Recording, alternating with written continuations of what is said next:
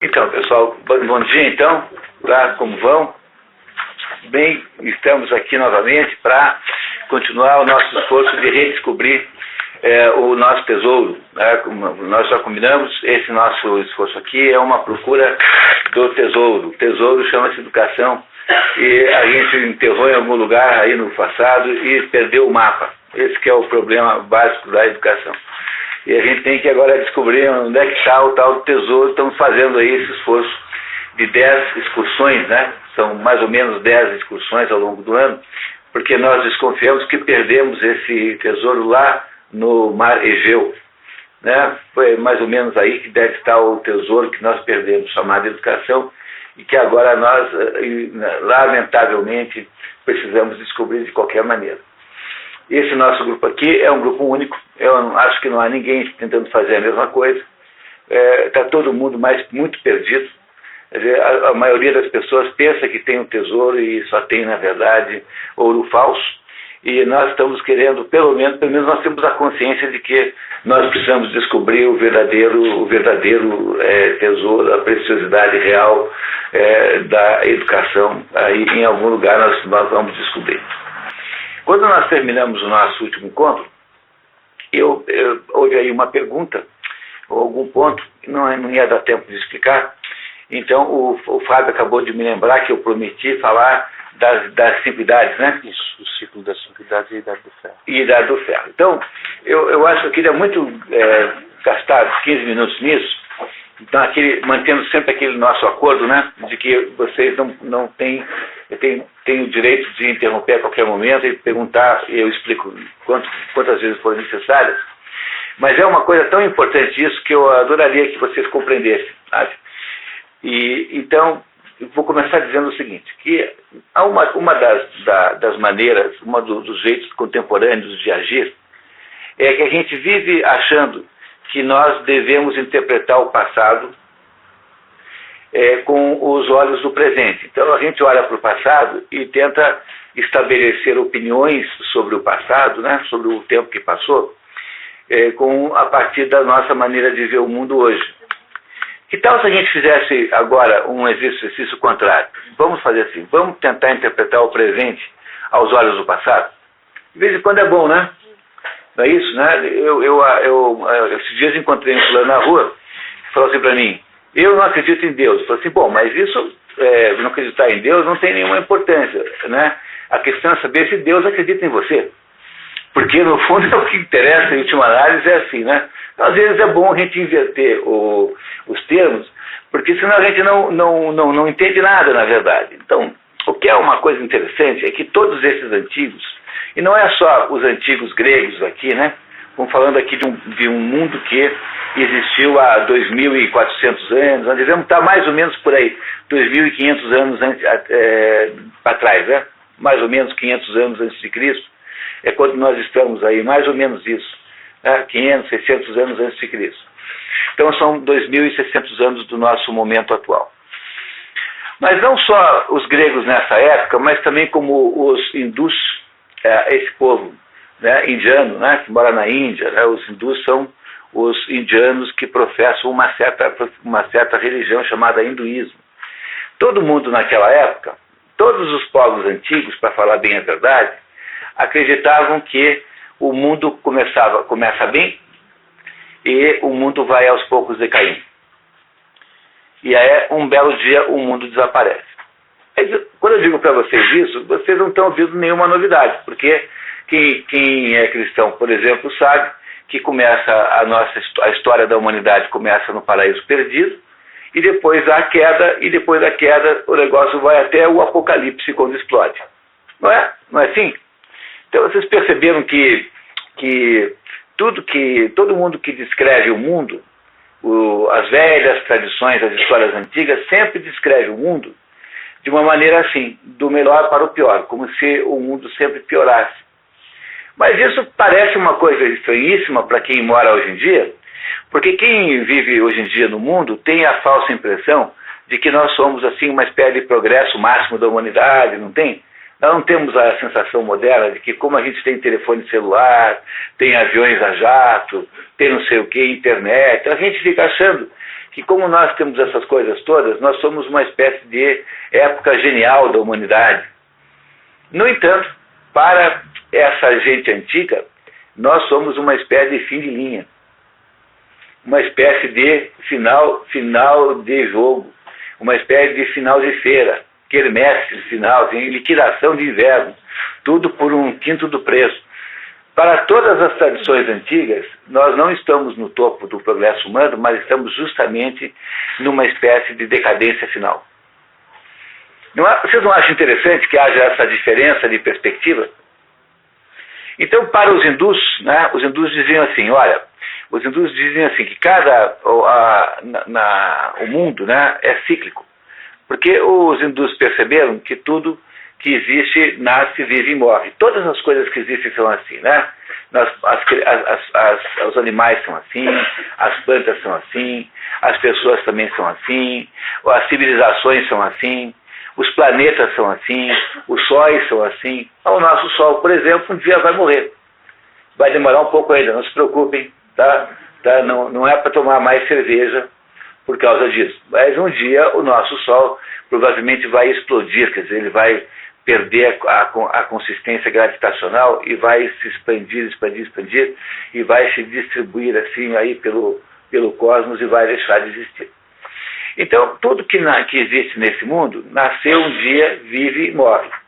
Então, os hindus também acham que o mundo também é assim, porque se todas as coisas são assim, então eles acham que o mundo também tem que ser assim. Então, eles chamam a cada ciclo de existência do mundo, o nome que se usa lá na Índia é Manvantara. Manvantara é o nome de cada ciclo. Como a gente fala assim, Manvantara. Né? Não tem nenhuma palavra, não tem nenhuma letra estranha. Manvantara. Manvantara significa em sânscrito, que é a língua lá dos hindus, significa era de Manu. Manu é uma expressão, uma religiosa, quer dizer, é uma determinada era ligada a uma divindade. Manu é uma divindade. Então os hindus acham que o mundo começa, e no começo do mundo há uma enorme, extraordinária espiritualidade. É como se todas as pessoas estivessem absolutamente ligadas a Deus, quer dizer, fossem espiritualizadas completamente ao ponto de não existir religião, porque está todo mundo tão associado, tão ligado com Deus, que não é preciso religar ninguém. A religião é para religar, né? Então, para poder ter religião, tem que primeiro desligar, para poder religar. No começo, todo mundo está diretamente ligado a Deus, todo mundo é uma espécie de ser espiritual. No entanto, essa era, chamada Era de Ouro, lá no hinduísmo, que dura 40% do Manvantara. Então, o Manvantara, imagine que tem uma duração de anos. 40%, quer dizer, quase todo o tempo, né, 40%, maior de todos os períodos, é uma era em que todo mundo é espiritualizado e está em comunhão absolutamente normal com Deus. No entanto, como tudo que acontece nesse mundo, tudo tende para piorar, tudo tende para a decadência. Então, a gente, quando é bem criança, nós temos um potencial de saúde maior, e quando a gente é velhinho, né? Um velhinho não tem menos saúde que uma criança? Bem, então é assim, tudo tende para piorar. E aí, então, por causa disso, o ser humano, a idade, né? Aquela era que era de ouro, ela se transforma na Era da Prata, que dura 30% daquele período do Manvantara. 30%, diminui 10%. E o que acontece na Era da Prata? Aí os homens não são tão espiritualizados assim. Agora, uma parte dos homens agora tornou-se muito mais materialista, muito mais material, ligado às coisas do mundo concreto. E é por isso que é preciso que alguém diga para eles que é preciso nunca esquecer que a nossa origem é espiritual. E aí então nasce a religião no mundo. Começam a aparecer os ministros religiosos de todos os tipos, enfim. No entanto, essa Era da Prata, que já é uma decadência, não é para sempre. Ela será substituída pela Era do Bronze, que é a terceira era, que dura 20% do tempo. 20% do tempo. E a Era do Bronze já, o grau de espiritualização já é muito baixo e a maior parte das pessoas já se tornou materialista. E aí, finalmente, o negócio vai realmente aí para o brejo, quando chega nos últimos 10%, porque era 40%, depois 30% deu 70%, depois 20% deu 90%, e agora sobrou só 10%, e esse 10% chama-se Era do Ferro. E essa Era do Ferro é a era final em que o mundo mais ou menos vai para o seu fim, em que o que prevalece é uma absoluta materialidade, e se tem alguma espiritualidade, é sempre uma espiritualidade falsa. Não é? É uma espiritualidade, por exemplo, na Bíblia está descrito lá que no final dos tempos os falsos profetas, o anticristo, fará milagres parecidos com os verdadeiros. É dizer, a coisa mais difícil que existe hoje nesse nosso mundo moderno é você distinguir aquilo que é verdadeiro do que é falso. É uma dificuldade enorme. Olha, uma das coisas mais perigosas que tem é você entrar numa livraria e entrar naquela seção de livros esotéricos, livros espiritualistas, porque a chance que tem de você levar para casa o Osho é um vigarista indiano que tem essas pseudo-espiritualidades, assim, você virar um sujeito esquisitão é muito grande, é muito, muito grande. Então os hindus diziam que o mundo sofre esse ciclo de decadência, começa muito bom, como na época do ouro, que dura 40%, graças a Deus, depois vai diminuindo e no final dos tempos ele acaba só, nos últimos 10% são desastrosos. Em hindu, esse último pedaço, chamado Idade do Ouro, chama-se Kali Yuga. Kali Yuga, que é a expressão hindu. Olha, eu estou usando a expressão ouro, prata, cobre, bronze e ferro, porque é assim que a religião dos gregos e dos romanos chamavam a mesma coisa. Quer dizer, não tem muita diferença, a não ser que os gregos consideravam uma quinta idade intermediária aí, que não tem grande importância, nem nos preocupemos com ela. No fundo, a ideia que está tanto no hinduísmo quanto na religião grega é de que existe uma decadência progressiva da humanidade, e para os hindus, quando finalmente a gente chega no final da era do ferro, quer dizer, no Kali Yuga, quando a gente chega então no ponto mais baixo, essa humanidade, esse Manvantara morre e aparece um novo Manvantara no lugar dele com um alto grau de espiritualidade. É como se o pior momento do Manvantara que está morrendo fosse equivalente ao melhor momento do Manvantara seguinte. Essa ideia de ciclo também está dentro do cristianismo, dentro do judaísmo, todas as religiões têm a mesma coisa. Começa com o início dos tempos e vai até o fim dos tempos. No início dos tempos nós estamos num grau muito alto de espiritualidade, no paraíso perdido, não é? Em que estávamos integrados completamente a Deus, e aí no final dos tempos nós somos julgados por Deus. Esse é o jeito como toda a antiguidade via o mundo sempre como um processo de decadência progressiva. Quer dizer, se nós, seres humanos modernos, achamos que nós somos muito evoluídos, para os antigos, se os antigos pudessem dar uma olhada na gente, eles diriam assim que nós somos muito involuídos, que é exatamente o contrário. Mas é claro que se você julga o mundo, se você acha que o valor da vida depende de ter ou não telefone celular, é claro que daí a gente é muito mais evoluído que os outros. Mas sobre os outros aspectos, digamos assim, aspectos morais, nós não somos nenhum exemplo, sabe? Nós não somos nenhum exemplo de evolução na face da Terra, ao contrário, eu acho que nós estamos meio mal.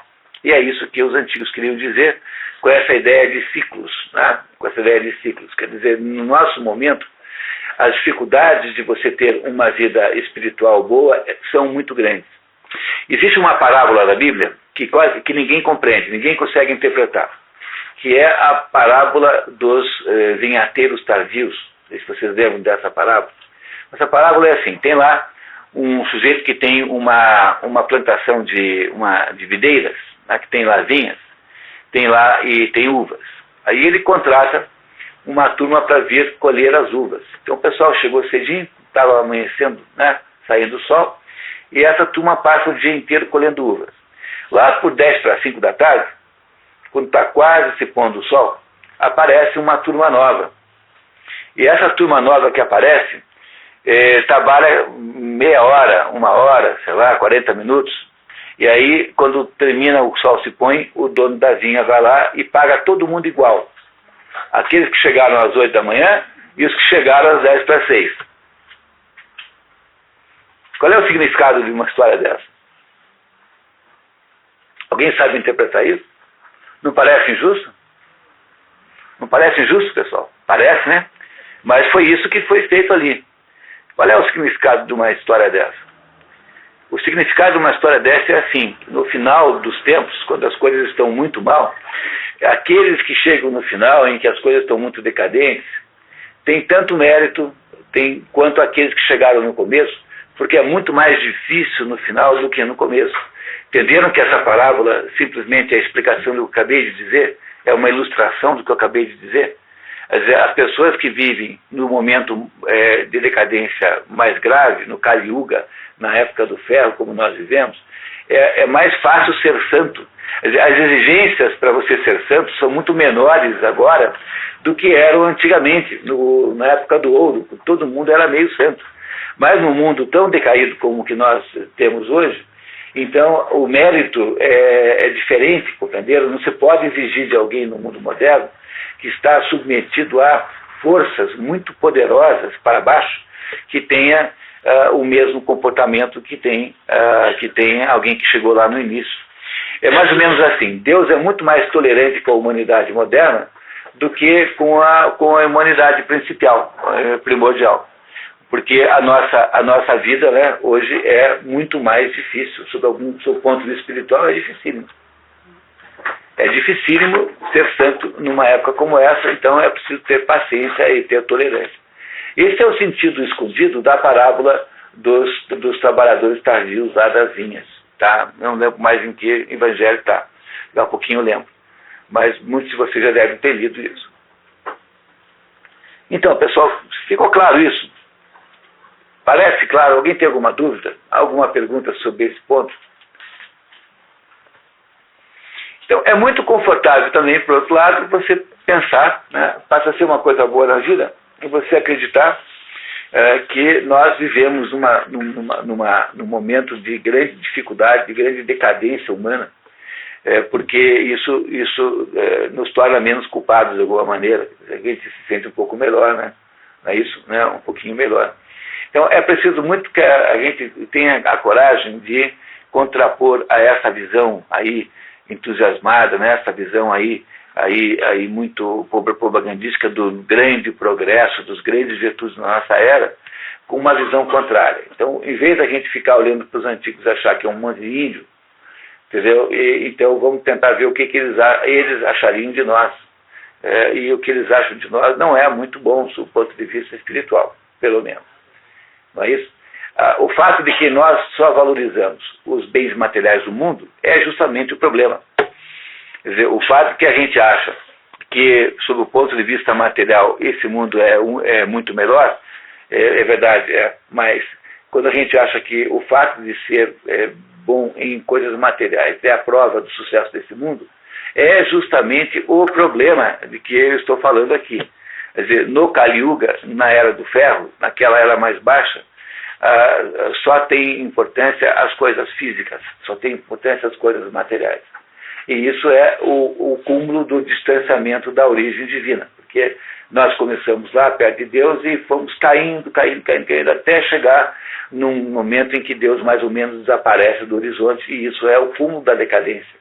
Porque nós, seres humanos, não somos matéria, nós não somos animais, nós somos indivíduos que têm uma vida ambígua. Platão dizia que o ser humano é o ser intermediário entre o animal e os anjos. Pois é justamente isso que nós somos. Nós somos intermediários entre os animais e os anjos. E nós não seremos anjos, né? Porque os anjos estão acima de nós. Mas nós estamos ali mais ou menos pelo meio. E todo o problema da vida humana, toda a luta que se faz, é uma luta para tentar definir se você vai ter uma vida de animal ou uma vida de anjo. Tem que saber qual das duas você quer. É claro que sempre teremos um pouquinho de cada uma, porque senão não teria problema, né? Nós teremos sempre de conviver mais ou menos no meio do caminho, mas naturalmente nós devíamos subir e não descer. Nós devíamos ter mais fixação no espírito do que na matéria. E é isso que toda religião ajuda você a fazer, redescobrir isso.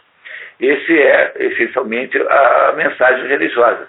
Nunca esquecer que nós somos mais ou menos pertencentes a um outro mundo e não estamos associados a esse mundo aqui, como uma pedra está associada à geologia da Terra. É muito diferente o nosso status. Mas é muito também interessante que vocês saibam que todas as tradições antigas, entre elas a grega, sempre contam a mesma história. Sempre contam a mesma história. Semana que vem eu vou fazer a apresentação de uma análise do livro Gênesis da Bíblia. Na semana passada eu fiz a apresentação do livro Teogonia, de Hesíodo. Teogonia é um livro que conta como é que nasceram os deuses gregos. E a Bíblia, o Gênesis da Bíblia, é o primeiro livro do Pentateuco, né? O livro, aliás, parece que ele é mais novo do que o segundo e o terceiro, por incrível que pareça. Ele foi escrito depois do segundo e do terceiro, porque precisaria se dar uma explicação mais ampla, uma explicação, digamos, uma cosmogonia, né? Como é que começou o mundo. E, no entanto, na ordem bíblica, né, é o primeiro livro, o Gênesis. E se você for ler tanto um quanto o outro com olhos críticos e prestar atenção, estudar um pouquinho, se descobre que a teogonia e que o Gênesis estão falando é exatamente a mesma coisa. E é por isso que há uma coincidência em todas as culturas antigas, todas essas sabedorias muito antigas, todas elas lidam mais ou menos com as mesmas ideias. E se alguma coisa assim, né? Se todo mundo antigamente falava da mesma coisa, mesmo estando separados por milhares de quilômetros, no tempo que não tinha a mesma comunicação que tem hoje, então isso deve ter alguma coisa de razão, né? É isso? Deve ter alguma coisa de sabedoria nisso. Seria uma coisa muito estranha que todo mundo fosse burro igual antigamente, né? Quer dizer, todo mundo resolveu ser burro do mesmo jeito antigamente. Isso é muito improvável que tenha acontecido, né? Então, antes da gente julgar que o mundo antigo era burro, é melhor a gente desconfiar da nossa burrice moderna, que parece muito mais convincente do que a burrice dos antigos, que não parece ser tão grande assim. Está claro para vocês isso, pessoal? Entenderam, então, o que são as 5 idades ou 4 idades? Tem 4 e tem 5. Tem os dois modelos, mas no fundo é a mesma coisa. Pois não, Vital? Como é que você situa o renascimento desse? O renascimento, todo mundo tem ideia de que seja isso, né? Então vamos fazer uma pequena recapitulação histórica aqui. Olha só. Então, antes do ano 600 a.C., falando só do mundo ocidental, né? Mundo ocidental. Então, antes de 600 a.C., nós não temos ideia de quase nada. Um pouquinho lá dos egípcios, mas no fundo, não, praticamente não há prédios, porque antes de 600 a.C., os prédios eram feitos de madeira, então se perderam. A pedra veio só depois. No começo era a madeira, o material para construção mais comum. Aí então, de 600 até, aí pegamos, por exemplo, né, a antiguidade, a Europa, né? Então, em 600 a.C. acontece uma porção de coisas incríveis no mundo. Acontece o advento do budismo, Buda é de 600 a.C. Aí você tem o início da filosofia na Grécia, que ainda não aconteceu, né? A gente não chegou na filosofia aqui ainda. Tales de Mileto, que é considerado o primeiro pré-socrático, é de 600 a.C. Acontece nessa época, mais ou menos, a constituição de Roma. Roma passa a ser um estado, né, um país, mais ou menos assim. E você tem o cativeiro da Babilônia para os judeus, mais ou menos em torno disso, né? O cativeiro da Babilônia é um negócio tão sério, tão importante na vida dos judeus, que eles, naqueles 40 anos, esqueceram até mesmo o modo de escrever a sua própria língua. Não sei se vocês sabiam disso, mas foi um impacto gigantesco, aquele cativeiro na Babilônia. Então aconteceram coisas incríveis. Então, depois de 600 a.C., quem assume mais ou menos a liderança do mundo é o mundo grego, porque eles começam a desenvolver a filosofia, primeiro o teatro, depois a filosofia, e aí, então, quando chega em 322 a.C., morre Aristóteles.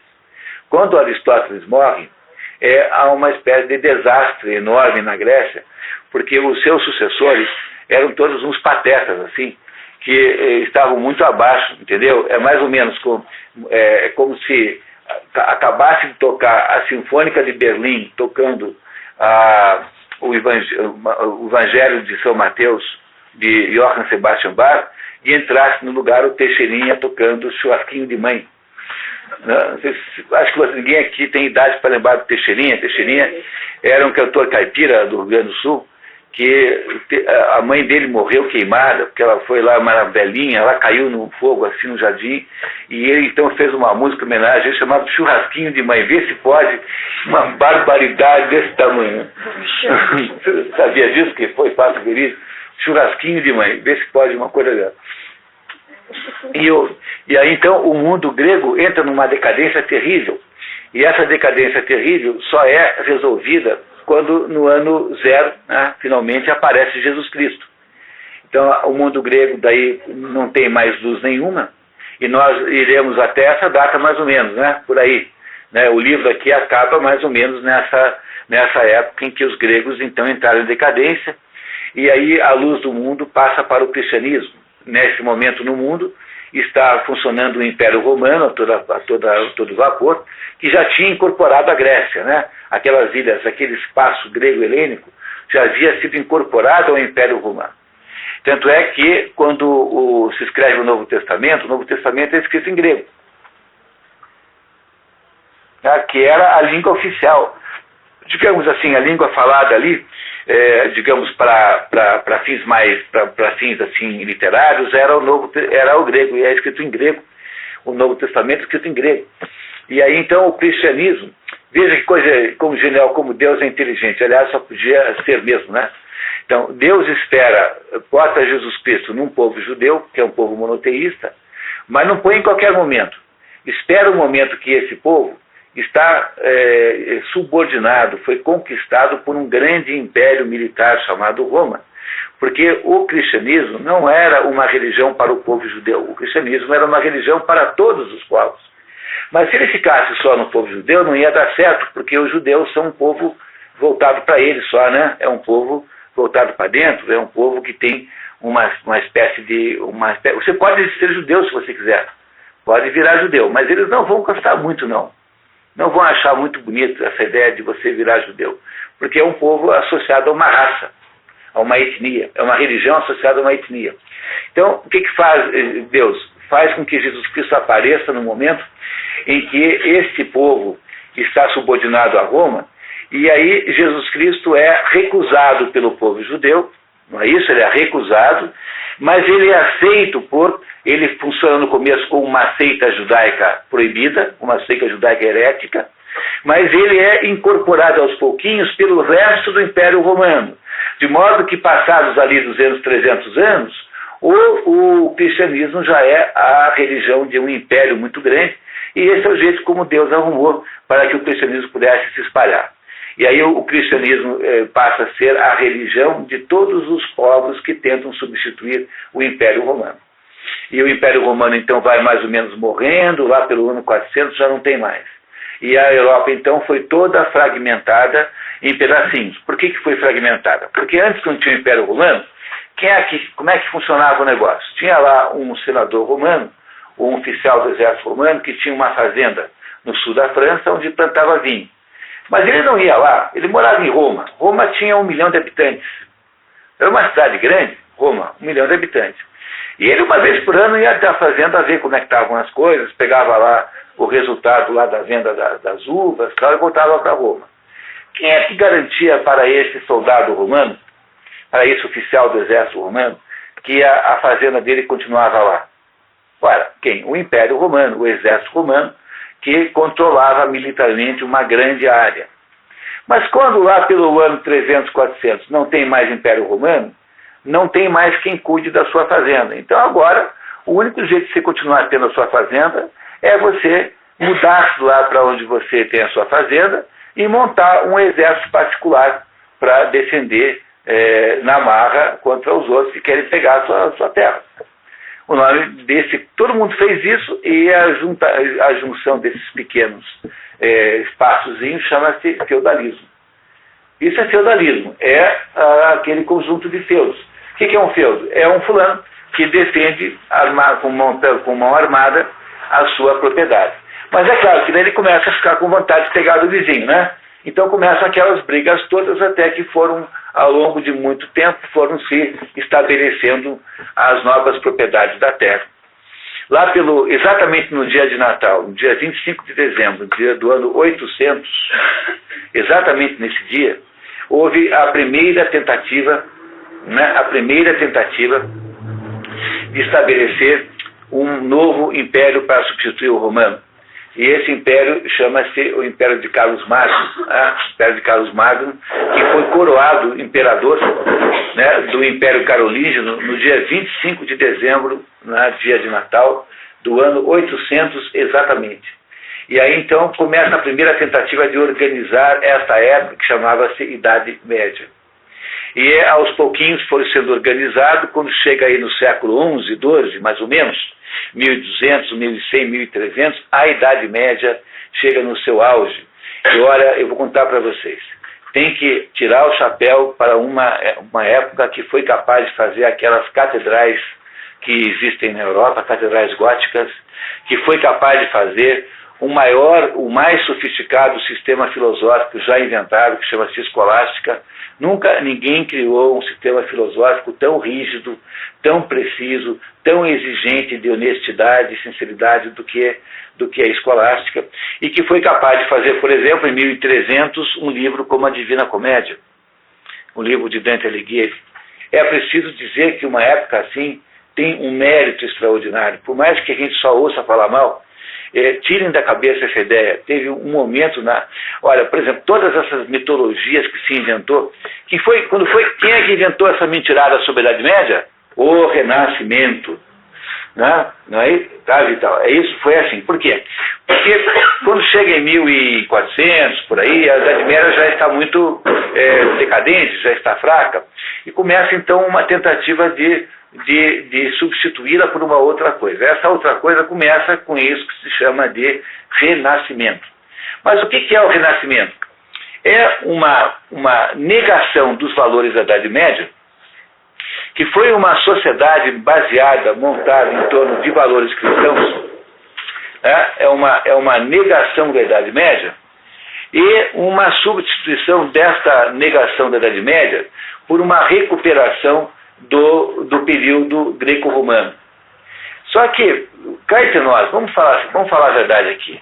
Como que poderia alguém, no ano de 1400, imaginar como tinha sido um negócio que já tinha morrido há 1400 anos? Suponha que, porque o período grego áureo já tinha, 2000 anos de morto. E o período romano áureo já tinha 1400 anos de falecido. No entanto, lá em 1400, 1500, um grupo a humanidade fica achando que aquele modelo medieval da Idade Média era um modelo ruim e tinha que ser substituído por um modelo novo.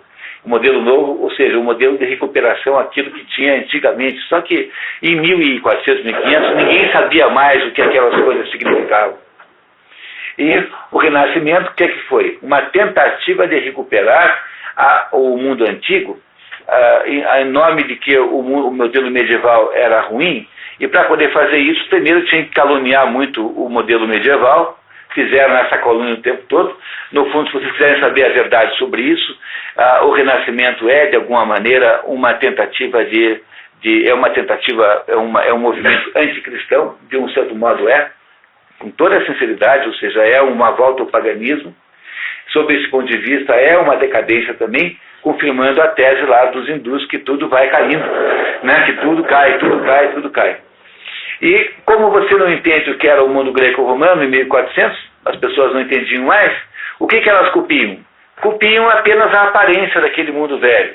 Então começam a fazer colunas gregas. Então você vai em Curitiba, na Universidade Federal, a Universidade Federal tem colunas gregas. Vocês acham que quem fez aquele troço tem alguma ideia do que significam aquelas colunas? Não, o arquiteto que inventou aquilo, fez aquilo porque achou que coluna grega é uma coisa assim, que lembra a antiguidade. Entenderam? Que é um negócio de ingenuidade, no fundo, que ninguém tem ideia, porque a coluna jônica, a coluna dórica, toda a arquitetura grega, vocês estão cansados de saber, está aqui nesse livro, toda a arquitetura grega tem um significado simbólico. Porque tudo que os gregos faziam, representava, esse livro está nos contando isso, tudo que os gregos faziam, de alguma maneira, ele refletia a ordem do cosmos. Então era para todo mundo saber como é que o mundo era. Então não tinha nada gratuito na Grécia. Tudo tinha um certo sentido. Agora, hoje, quando eu monto uma faculdade, então, em Curitiba tem uma faculdade particular, bem novinha assim, e o sujeito fez lá um prédio, é a coisa mais brega do mundo, assim, tem pouca coisa mais brega que aquilo, umas colunas gregas gigantescas, de 20 metros cada uma, porque ele acha ingenuamente que aquela aparência de grego torna a faculdade culta. Entendeu? Ele acha que aquele prédio cheio de colunas, você compreendeu que quando a gente olha para o passado sem entender o que ele significa, a gente só pega as aparências do passado. Então o Renascimento, ele foi responsável por desastres enormes. Por quê? Porque uma parte enorme do que era legítimo e que tinha sentido no mundo medieval foi substituído por esses pastiches, por essas coisas de imitação do mundo antigo. Eu presenciei uma coisa assim, porque eu morei numa época da minha vida, morei em Joinville. Trabalhava lá num projeto e passava de segunda a sexta em Joinville. Em Joinville, que é uma cidade alemã, mas ela era, antes de alemã, era brasileira. Porque quando chegaram lá os imigrantes em Joinville, em 1848, dia 9 de março de 1848, começou a colonização alemã em Joinville. Alemã não, estrangeira, né? Porque havia também dinamarqueses, tinha suíços, tinha austríacos, tinha tudo. E aí tinha lá um pessoal que morava ali naquela região, que era luso-brasileiro, que era mais ou menos, a Joinville fazia parte ali de São Francisco do Sul, que é uma cidade luso-brasileira muito velha, né? Bom, então quando eu fui morar em Joinville, tinha um mercado municipal com maravilhoso, aquela arquitetura colonial brasileira, lindo. Bom, o que aconteceu? Chega um belo dia, um vereador qualquer lá, passa uma lei dizendo o seguinte, que quem fizer construção em Chaimel ia poder ter desconto no IPTU. Mas o que é construção em Chaimel? Bom, na Alemanha, construção em Chaimel, queria aqui pedir ajuda aqui ao Vital, caso eu me engane, né? É uma construção em que você faz uma estrutura de toras, né, de madeira, e você enche os buracos de estuque, né? De uma massa.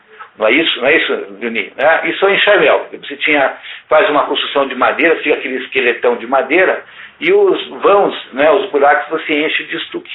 E aquele é bonito, né? A gente vê, mas onde é que tem isso na Alemanha? Tem onde tem madeira, que é só no sul, porque o norte da Alemanha é uma planície sem nenhuma árvore.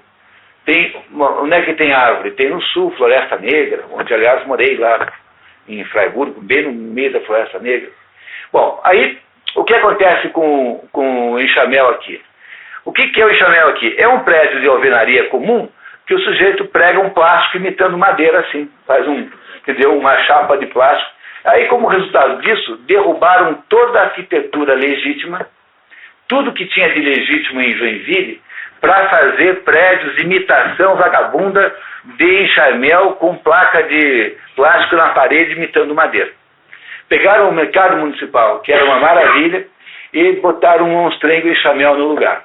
Isso tudo feito com a aprovação do plano diretor da cidade. Quer dizer, acho que não chegava tanto naquela época, mas eu estou falando isso porque o Vital, que é urbanista, arquiteto, está fazendo um trabalho aqui em Joinville de ajudar a cidade, aqui em Paranavaí, de ajudar a cidade a construir um plano diretor inteligente. Né?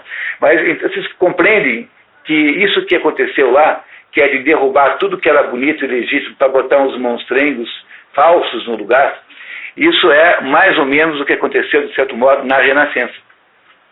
A Renascença foi isso também. Eles pegaram as coisas boas que havia na Idade Média,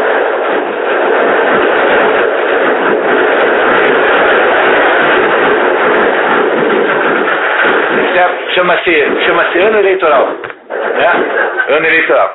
E aí pegaram aquilo que era legítimo e bom e transformaram numa espécie de pastiche do mundo velho, porque em 1500 ninguém mais tinha ideia do que tinha sido o mundo grego. 1500 anos depois ninguém mais sabia nada, né? Não é isso? Para a gente poder descobrir isso, nós vamos ter que passar o ano lendo isso aqui. Então imagine se tinha essa ideia. Não tinha, não.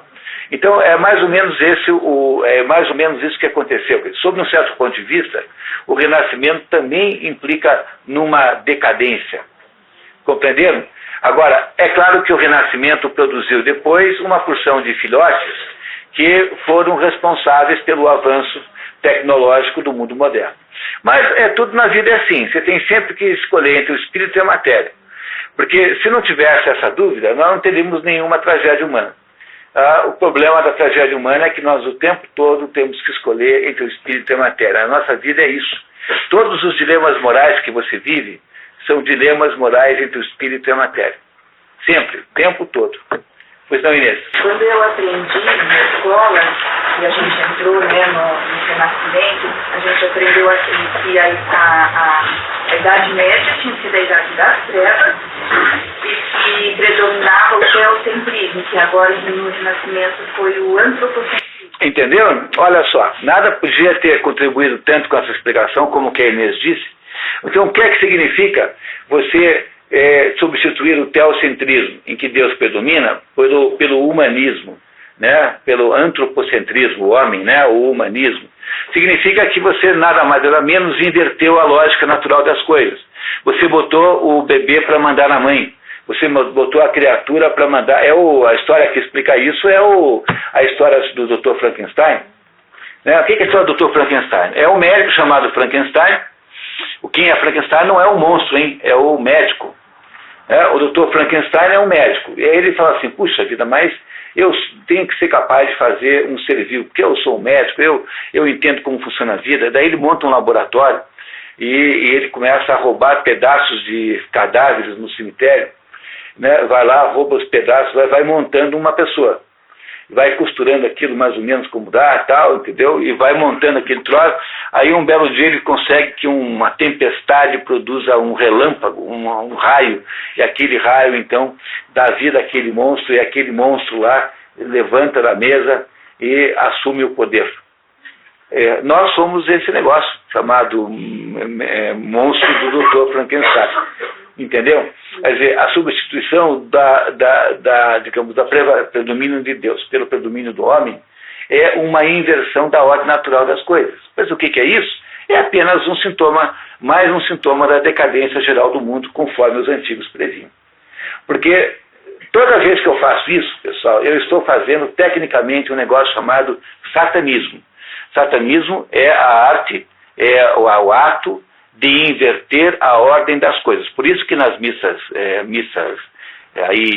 essas missas negras, tem uns palhaços que fazem umas missas negras, na verdade é uma maneira apenas de legitimar uma orgiazinha, né? Eles põem lá a cruz de ponta cabeça. Porque a ideia central do satanismo é inverter a ordem natural das coisas. Não é isso? Quem quiser ouvir músicas satânicas é só ouvir as musiquinhas que o Raul Seixas fazia com o Paulo Coelho. O Paulo Coelho era satanista, pertencia a uma ordem satanista chamada Ordem Templum Millennium, se não me engano. Como é? Orientes. O Templo Orientes. E o Raul Seixas fazia... O Raul Seixas não era satanista, era só um sujeito que queria se divertir. Mas as letras todas daquelas músicas eram do Paulo Coelho. E é aquela tal da sociedade alternativa. Conhece essa musiquinha? Então, o que é a sociedade alternativa? É a sociedade do diabo. Caso alguém não tenha até hoje entendido, não é isso? Quer dizer, viva a sociedade alternativa é proselitismo, campanha para a sociedade do diabo, que é o satanismo do Paulo Coelho. Acho que não deve ser mais satânico, mas naquela época era.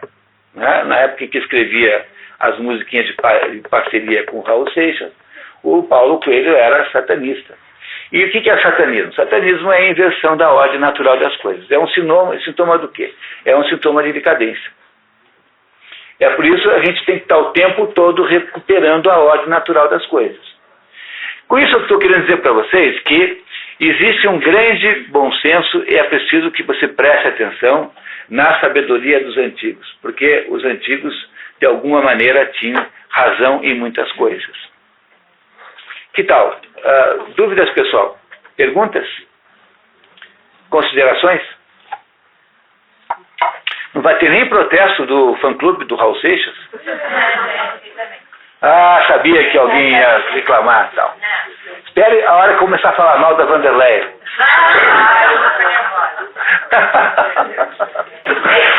Retomando, eu acho que eu não entendi uma parte. 40 anos da Babilônia. Cativeiro da Babilônia.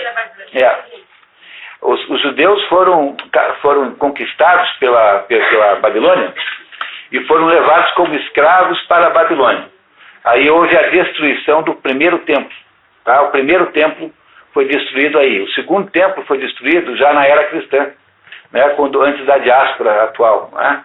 Então o primeiro templo judaico, o templo de Salomão, aquele primeiro lá, foi destruído pelos conquistadores e os judeus levados como escravos ficaram 40 anos escravizados. Entendeu? Porque é preciso você lembrar o seguinte, esses judeus são um povo bem difícil, viu? Por exemplo, o tal da fuga do Egito é o maior abandono coletivo de emprego que já aconteceu na história da humanidade.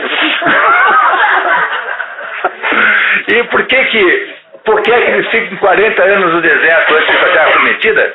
Porque era uma turma de gente casmurra, teimosa, entendeu? Que não queria de jeito nenhum entender o negócio que tinha que fazer. Tinha que ficar 40 anos sofrendo. Então, de vez em quando tem esse negócio de 40 anos disso, 40 anos daquilo. Entendeu? E eu... 40 anos, que era um homem liderando. E eles ficaram perdidos porque o homem não vai pedir informação. É verdade. Você sabe que eu não posso deixar de concordar porque eu tenho experiência pessoal disso, porque uma das razões pelas quais a minha ex-mulher me deixou é porque ela disse que eu chegava numa cidade que eu nunca tinha estado na minha vida e tentava achar um endereço sozinho sem perguntar para ninguém. Eu achei, né, entendeu? É uma das razões que minha mulher listou, digamos assim, para justificar, né? Aliás, uma das mais confessáveis, preciso até que eu diga aqui, muito, né, uma das menos cabulosas, tal, né, é basicamente essa, tal. Mas você tem toda a razão, é verdade, não tenho a menor dúvida. Então, esse cativeiro da Babilônia, que aconteceu lá pelo ano 600 de Cristo, mais ou menos, né, não é exatamente nesse ano, mas em torno foi um negócio de uma gravidade tão extraordinária que ele praticamente teve que recomeçar o judaísmo. O judaísmo teve que recomeçar, porque ele perdeu-se completamente, tanto é que o hebraico, ele só foi recuperado como língua, digamos assim, popular entre os judeus agora, com o Estado de Israel. Porque ele passou a ser uma língua meio assim, meio misteriosa, que só os rabinos conheciam. E os judeus falavam outras coisas. Tanto é que Jesus falava aramaico. Jesus não falava hebraico. Entenderam? Quer dizer, a perda da capacidade linguística judaica tem a sua origem nesse cativeiro da Babilônia aí. E jardins da Babilônia? Não, isso é outra coisa. Jardins da Babilônia teriam sido... Como é o nome lá da pessoa que fez? Já vou lembrar o nome. Não. O jardim foi feito por uma rainha, por uma mulher, só podia ser, né? Não é isso, né? Não é isso. Se fosse um homem, tinha feito um negócio de autorama. Uma pista de autorama, né? Como era a mulher, fez o jardim. Então, o jardim da Babilônia teria sido uma das maravilhas do mundo antigo, que foi feito por uma rainha na Babilônia, cujo nome agora eu não lembro, mas a minha memória daqui a pouco me ajuda. E que teriam sido uma grande maravilha. Mas eu não sei se é mais ou menos essa época, talvez até seja. Mas não tem nada a ver com os judeus. Tá? A Babilônia foi uma potência do mundo antigo, né? Uma potência, a Mesopotâmia, né? Babilônia, na verdade, era a cidade né? O Mesopotâmia era a região, né? A entidade. Muito bem, que tal? Vamos em frente? Alguém tem mais alguma dúvida, pessoal?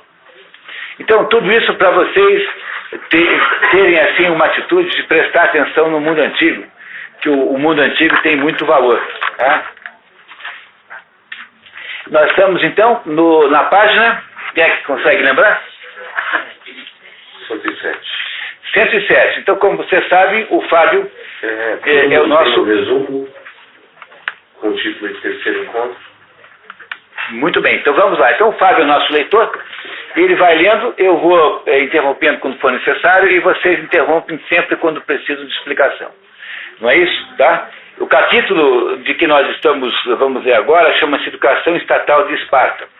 Como o Werner Jäger está fazendo um passeio pela educação grega, então a educação grega também tem variações conforme a cidade, a polis de que ele está falando, né? Porque a Grécia, né? Que nós chamamos de Grécia, a Hélade, ela é um conjunto de polis, de cidades. Essas cidades estão separadas pelo mar, de modo geral, porque a Hélade, a região ali onde a cultura grega nasceu, é uma região de ilhas. Então, a cada cidade tem uma certa especificidade. A cidade que nós temos, a cidade mais importante de todas é Atenas, né? Atenas é onde se desenvolveu a filosofia, onde se desenvolveu o teatro grego.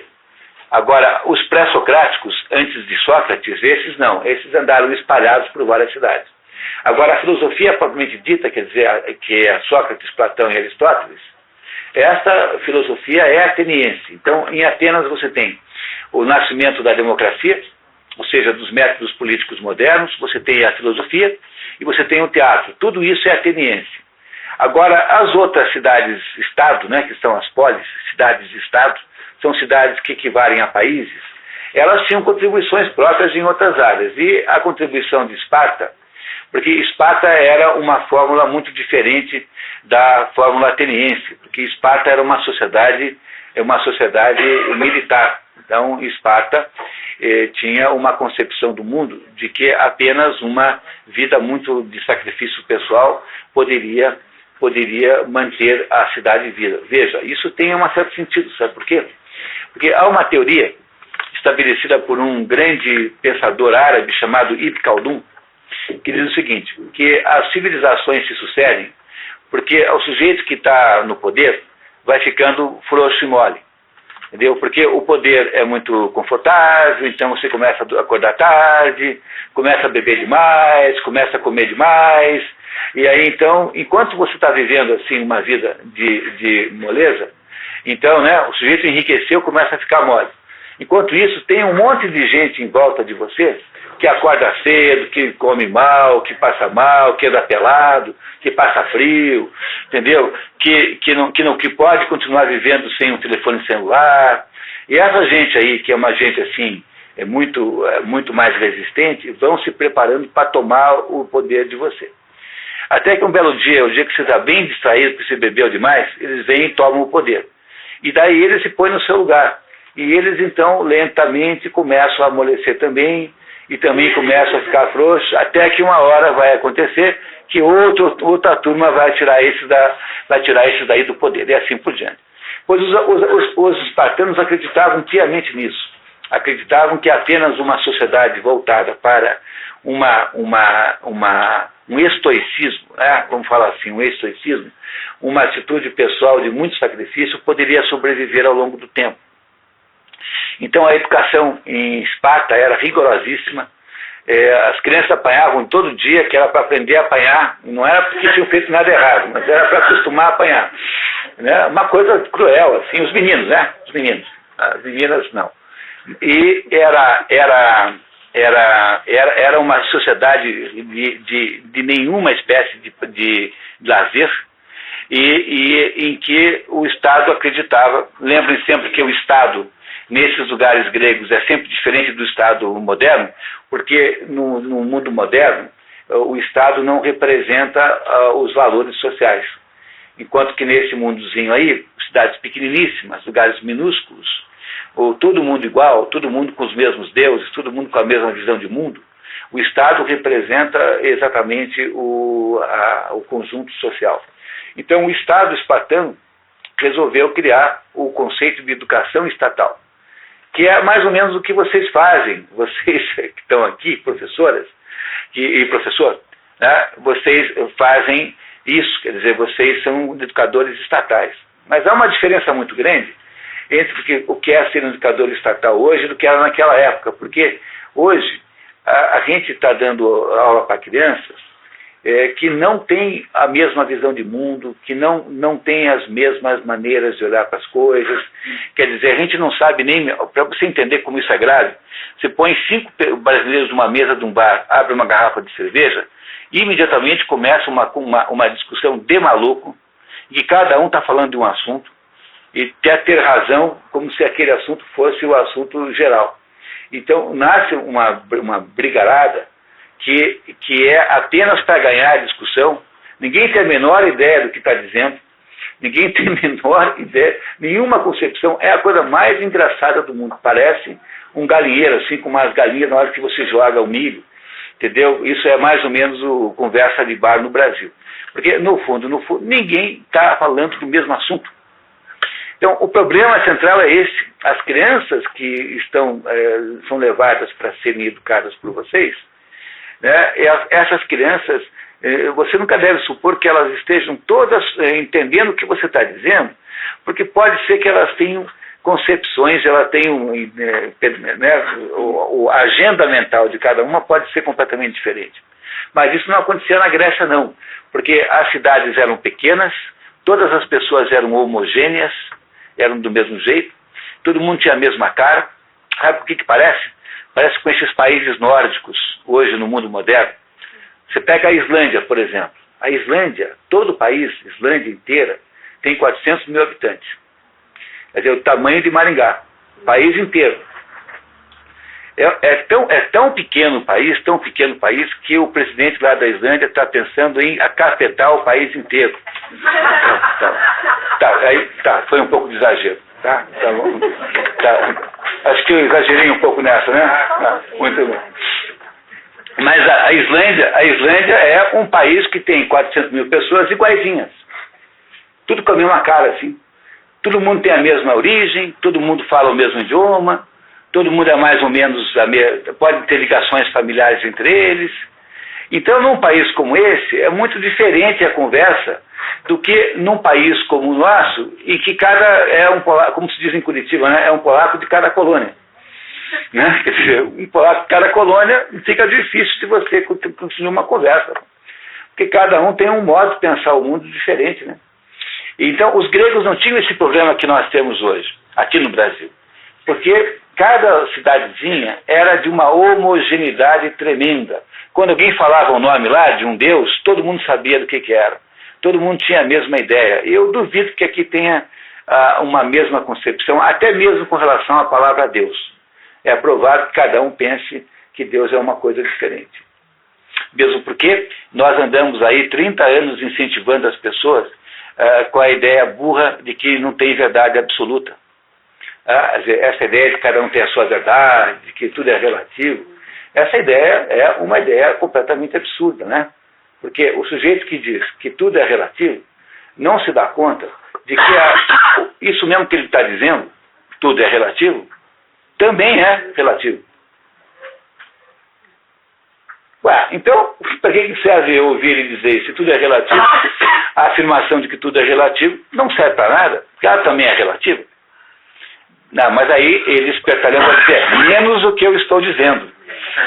Né? Não é isso? Mas aí já estão falando de espertalhões verdadeiros espertalhões. Então vamos ver o que acontecia em Esparta agora com relação à educação. Que tal? Vamos lá? Preparadas? Preparados? Muito bem, então vamos lá.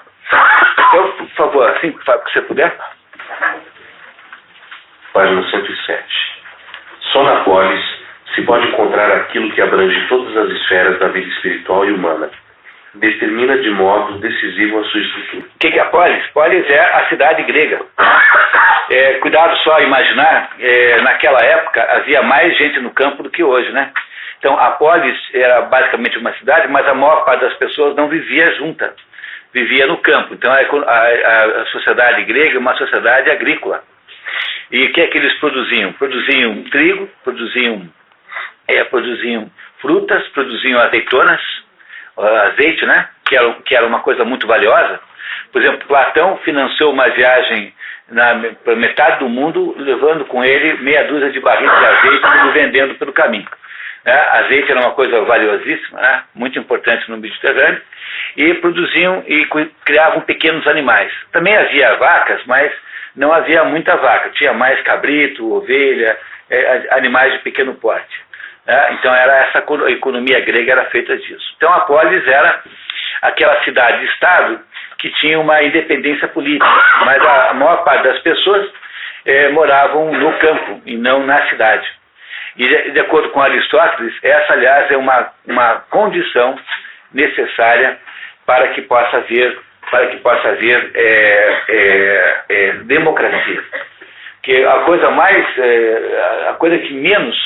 o que mais conspira contra a democracia é colocar todo mundo numa cidade como São Paulo com 10 milhões de habitantes. Quando você faz isso, a democracia está em perigo. Porque essa massa de manobra, essa enorme quantidade de pessoas, ela vira uma massa de manobra para a manipulação dos demagogos. Enquanto que no modelo grego, o sujeito está lá cuidando das suas oliveiras, está lá produzindo azeite, esse sujeito não é passível de manipulação pelos aproveitadores políticos. E é por isso que Aristóteles dizia que uma das condições para ter democracia, pasmem, é ter pouca participação política. Não é uma coisa assustadora que alguém tenha dito isso? Quer dizer, não é para ter muita participação política, senão a democracia estraga. E há alguma prova disso? Sim, os Estados Unidos, metade da população não vai votar. E eles têm mais democracia que nós. Compreenderam que é uma bobagem brasileira, é uma falsidade? Essa conversa de que tem que participar, tem que ser a política, tem que fazer não sei o quê. Não é isso que faz a democracia funcionar. Eu, no último encontro aqui, fiz uma campanha contra esse negócio de fazer eleição em escola, para fazer de conta que as crianças vão ser democráticas. Na verdade, o que você só consegue fazer é dar chance para os picaretas mirins, ficarem mais poderosos, entendeu, no fundo. Porque o que faz com que a democracia funcione é você ensinar as crianças amor às coisas boas, às coisas belas, respeito aos mais velhos, respeito pelas mulheres, ser educado, ter hábitos de higiene pessoal, quer dizer, essas coisas fazem democracia. Agora, como a gente no Brasil é um pouco infantil, então nós ficamos olhando para essa pantomima, para esse ritual externo, e achamos que democracia é essa conversa. E não temos a modéstia de admitir que por meio desse sistema nós conseguimos eleger os maiores picaretas, safados, vigaristas da história do Brasil. Quer dizer, não é o ritual eleitoral que produz a qualidade democrática. A qualidade democrática é produzida quando você ensina as crianças as coisas que a humanidade sempre julgou que fossem essenciais. Educação, respeito, humildade, enfim, todos os hábitos morais bons. Se você consegue transformar todo mundo em gente moralmente boa, então o sistema político será bom, porque os políticos melhorarão naturalmente, porque eles virão desse grupo mais bem educado. Agora, nós não conseguimos produzir a democracia apenas pelo ritual. Compreendem? Olha, teve um episódio na história da humanidade interessantíssimo, nas Ilhas Salomão, acho que eu até contei para vocês isso já. Nas Ilhas Salomão, durante a Segunda Guerra Mundial, os americanos resolveram botar uma base aérea. Aí jogaram lá de avião lá uns tratores lá, né? Colocaram na praia, apareceu lá uns navios com tanques, não sei o quê, e fizeram uma pista, fizeram lá os hangares, e aqueles nativos que moravam lá ficavam de olho arregalado, né? Acho que estavam dizendo assim, será que são os deuses astronautas? Né? Deviam pensar assim, alguma coisa assim. E aquela turma toda chegou, aqueles americanos estranhos, mascando chicletes, né? E fizeram aquele troço todo lá, e os nativos ficaram olhando aquilo. E aí, quando terminou a Segunda Guerra Mundial, os americanos foram embora, subiram nos seus aviões e desapareceram. E nasceu naquela ilha um culto religioso, que é o culto do avião, porque ficava lá o feiticeiro da tribo, enfim, autoridade religiosa, ficava assim, com 2 pauzinhos, fazendo assim, porque toda vez que alguém fazia assim com 2 pauzinhos, parava um avião. Né? Então, nasceu um culto religioso que era imitar os atos que os outros faziam, achando que pela imitação dos atos iriam acontecer as coisas que aconteciam antes. Quando você acha que democracia é fazer uma pantomima de eleição na escola, você está agindo exatamente da mesma maneira. Porque o que garante a democracia americana não é o processo eleitoral, é o fato de que eles têm ensino religioso de verdade, de que fora das cidades grandes, né, que são sempre perdidas, mas nos lugares pequenos há ainda a preservação de valores cristãos, há a preservação da ideia da educação, que criança tem que ser educada, que criança tem que aprender a ter higiene pessoal, criança tem que tratar bem os mais velhos. Então, quando você faz todas essas coisas, depois o processo eleitoral é secundário, tanto é que lá a metade não vai votar, e eles têm democracia melhor que a nossa. Como a gente não entendeu isso, a gente está meio aí adoentado com essa síndrome das Ilhas Salomão. Nós achamos que democracia é fazer a tal da eleição, aí vão os moleques na sala de aula apresentar a sua plataforma, entendeu? Não é isso? Então, eu sei, tem uma certa charme, as crianças acham isso engraçado, tudo que é lúdico eles gostam, né? Mas não se iluda, você não está produzindo democracia coisa nenhuma. Você só está fazendo uma imitação de democracia. Porque se elas não estão aprendendo os valores verdadeiramente bons, verdadeiramente corretos, então não adianta fazer isso, porque com isso você apenas vai fazer treinamento de mini pilantra, tá? Treinamento para pilantras mirins, porque os pilantras grandões já foram todos eles um dia uns moleques, tá? Então os pilantrões adultos já foram os mini pilantras. Tá? Todos eles, sem exceção. Portanto, bom parar com essa ideia de que possa haver uma inocência dessas crianças que não tem. Então, o que faz a democracia, já diziam os americanos, né? O Alexis de Tocqueville, que foi um francês que foi estudar a democracia americana, escreveu um livro famosíssimo, importantíssimo, chamado Democracia na América. Ele dizia assim, olha, os americanos não dão a mínima para a política. Eles acham que os políticos são todos uns ladrões e estão aí para roubar mesmo. Isso aí, 1750, hein? Tá? 1750, 1780, por aí. E então, o que eles fazem lá nos Estados Unidos? Eles garantem que na família deles, que no bairro deles, as coisas vão ser honestas e sérias. Agora, eles não querem consertar a política, porque eles acham que não dá para fazer, porque o mundo político é um mundo corrompido por natureza. Ou seja, o que é que fez a construção da democracia americana? Foi o conserto, foi o remendo no mundo político? Não. Foi a sincera capacidade de educar as crianças nos valores certos. Se você quiser um resumo, nos valores cristãos. Basta ser nos valores cristãos, está muito bom. Depois, se todo mundo é educado, porque no fundo, quem incorporou o valor cristão tem uma capacidade moral maior, obviamente. E aí, então, a política, de alguma maneira, refletirá isso melhorando. Agora, a nossa ilusão é a ilusão da forma, é ficar achando que a pantomima, que apenas a imitação do ritual garante a democracia, quando isso não acontece. E assim também, não é estranho, a gente tem que se perguntar se não é estranho que repetir isso, o que se passa fora, né, da escola, repetir isso dentro da escola, tem melhorado essa democracia? É mesmo o governo do povo? É para o povo? É assim mesmo, quando a gente repete lá e ensina, né, que a intenção não é essa? Tem melhorado? Acho que essa é uma pergunta que a gente tem que fazer. Exato. Né? Então, nesse nosso encontro aqui, mensal, o que a gente tem de benefício, que eu acho indiscutível, é que a gente pode pelo menos conversar livremente sobre essas coisas que são, na verdade, pilotos automáticos que conduzem a nossa vida e que a gente tinha que parar pelo menos uma vez na vida para pensar um pouquinho. Tá? Então parece que democracia depende de educação moral e que ela vem depois como consequência. E não depende de processo, de modo de fazer. Mas se a gente pensa que é só o processo, a gente fica sempre errando no mesmo lugar. Então não é que não é para fazer o tal da eleição na escola. Pode fazer, só que tem que dar aula de educação moral e cívica antes. Quer dizer, tem que garantir que alguém vai estar ensinando para as crianças os valores aí verdadeiros. Né? Aí pode. Tá certo, pessoal? Entenderam isso?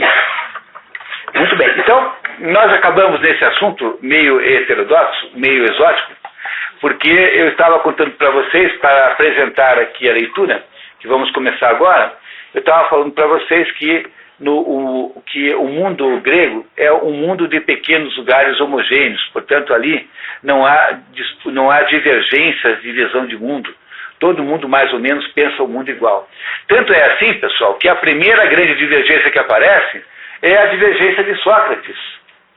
Sócrates, então, no ano 399 a.C., é assassinado, morto, né, executado pelo Estado, porque recusou-se a aceitar os deuses da cidade. Então, Sócrates é o primeiro caso registrado na história da Grécia em que uma pessoa foi capaz de tornar-se dissidente do coletivo. Então, veja como a sociedade grega era muito homogênea. É isso? Então, vamos lá então, Fábio. Então vamos lá. No período primitivo da cultura grega, todos os ramos da atividade espiritual brotam diretamente da raiz unitária da vida em comunidade. Poderíamos comparar isso a múltiplos regatos e rios que desembocassem num único mar, a vida comunitária, de que recebessem a orientação e refluíssem a sua fonte por canais subterrâneos e invisíveis. É por isso que é mais fácil fazer uma vida decente numa pequena cidade como essa na qual vocês moram do que em Curitiba. E vocês deviam usar isso como regime, porque é muito mais fácil educar alguém, uma criança, numa cidade pequena, do que educar uma criança numa cidade grande. Porque na cidade pequena é possível obter alguma homogeneidade comunitária, quer dizer, é possível compartilhar um pouco melhor alguns valores. Numa cidade grande você não faz isso de jeito nenhum. Dependendo da cidade grande, dependendo do lugar da cidade grande, o cara está completamente perdido. Você não tem ideia do que é ser professora numa escola da periferia de Curitiba, assim, cidade industrial, em que as crianças são completamente selvagens. As crianças foram reduzidas a um grau de selvageria. Perderam completamente a possibilidade civilizatória. Então, se vocês acham que os moleques são muito difíceis, que vocês viram, vocês não têm ideia do que é lidar com criança da periferia de cidade grande. É uma coisa, assim, beirando o heroísmo. Assim. Cada vez mais. Certamente piorando. Então, na pequena cidade, é muito mais fácil ter essa homogeneidade aqui de que se está falando aqui. Vocês estão entendendo isso, né, pessoal? Está claro isso, né? Vocês não estão perguntando por constrangimento, é porque vocês, de fato, não têm dúvidas. Olha, perguntem, pessoal, não tem o menor problema, hein? Sejam homens. Sejam homens. Tá. Eu que desaforo, né? Tá, tudo bem? Tá, continuamos. Vamos lá. Pergunta. Pois não. Nós fizemos um curso essa semana e falou que nós estamos no Paraíso. E numa cidade, São Paulo, né? Em São Paulo, uma professora estava dando aula e um rapaz e um menino estavam no fundo fumando baseado de maconha. Ela falou que ela parou a aula e falou assim, mandou ele retirar, se ela quer fumar, vai lá fora e fuma. Ele tirou da bolsa um revólver, colocou em cima da mesa e falou, não, quem vai sair é você. Ela começou a chorar e falou, não, você vai discutir o quê, né? Aí ele falou assim, olha, eu falei, não vai, você estou no céu, aí todo mundo concordou com isso. É o a gente tem problema. Mas dá para contornar, você tem como resolveu e levanta. Como você vai resolver um problema desse? Essa aqui é a pergunta, como é que se resolve um problema desse? Veja, o mal, essa história tem uma importância muito grande nesse momento da nossa conversa pelo seguinte, porque se você perguntar para alguém aí da universidade, assim, tipicamente um intelectual universitário, qual é o modo que ele acha que resolve isso, ele vai dizer assim, não, esse é um problema econômico, é um problema de inclusão social, essa conversa, né, essas expressões aí da moda. Né? E Quando, por outro lado, eu me lembro de uma situação contrária. Tem um país do mundo chamado Índia, que tem 1 bilhão de habitantes. E todo mundo é pobre, entenderam? Lá na Índia todo mundo é pobre. Esse 1 bilhão, a maioria absoluta, assim, 80% é pobre. Pobre, mais pobre do que a gente é aqui, pobre. No entanto, na Índia, ninguém assalta ninguém. E ninguém aponta arma para ninguém. Então, se na Índia é possível ser pobre e não ser violento, então o problema da pobreza não tem nada a ver com dinheiro. Quando você inventa a tese de que o problema da pobreza é um problema de dinheiro, você está fazendo uma tremenda injustiça com os pobres, porque a maioria dos pobres não assalta ninguém. Quer dizer, achar que um pobre, porque é pobre, é naturalmente um delinquente, é uma afirmação de uma injustiça tremenda, porque isso não é verdade na prática. Eu já trabalhei com empresas, né, em favela, né, como consultor de empresas, e o pessoal chegava lá de manhã, às 7 da manhã, e saía às 5 da tarde, e a temperatura dentro da fábrica, somada com a de fora, é 50 graus centígrados, porque era no Rio de Janeiro, e todo mundo ia lá e para ganhar um salário bem pequeno sacrificava-se imensamente. Quer dizer, ser pobre não é equivalente a ser ladrão e ser delinquente. Por que esse sujeito faz uma coisa dessa? Porque ele perdeu completamente a noção de consciência moral. Porque o que faltou foi fazer a preservação dos valores estáveis e permanentes sobre os quais é possível construir uma civilização. Isso, então, me leva a concluir que toda vez que um professor universitário declara que o problema da pobreza no mundo é um problema da violência no mundo é um problema econômico, é preciso dizer que esse professor é quem está gerando a violência.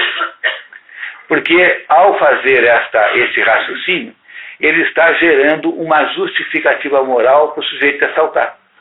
Quer dizer, esse sujeito aí que apontou a arma para a professora, né, que a ameaçou, agora, além de ter feito uma coisa errada, está cheio de razão, porque ele é um excluído, não sei o quê. Pronto, e agora nós arrumamos uma maneira dele ser inocente. Vocês compreendem que barbaridade que é uma coisa dessa? É uma maneira de criar outros. Né? Aí criamos uma série de outros inocentes armados que vão exigir na ponta da arma que você entregue tudo que você tem para eles, entendeu? Tá? E esse é o problema central da perda da referência moral que nós vivemos. Porque na hora em que você não tem mais uma educação no sentido de paideia, que é o sentido de formação, não é esse o nosso tema aqui? O que é paideia? Paideia é educação formativa. Formativa do quê? Do caráter da pessoa. Então, quando você perde essa noção de transmissão pela educação, dos grandes níveis, né, dos níveis centrais de valores humanos, e a educação passa a ser uma coisa meio assim de brincadeira, então a gente tem como resultado o que aconteceu aí. Tá? Isso aí. Então esse é o problema. É mais fácil consertar uma pequena cidade no interior do Paraná do que consertar Maringá. Curitiba nem se fala, do que consertar São Paulo. Então é quase impossível. Não é isso? Continuamos, pessoal. Fábio, por favor. Descrever a cidade grega é descrever a totalidade da vida dos gregos. Já na página 117. Por mais singular e por mais restrita a determinadas circunstâncias temporais que tenha sido a forma de vida espartana conhecida dos tempos posteriores, o ideal de Esparta, que impregnou a existência inteira dos seus cidadãos e inspirou com fé e a consequência a vida total do seu Estado, é imorredouro, porque está profundamente enraizado na natureza humana.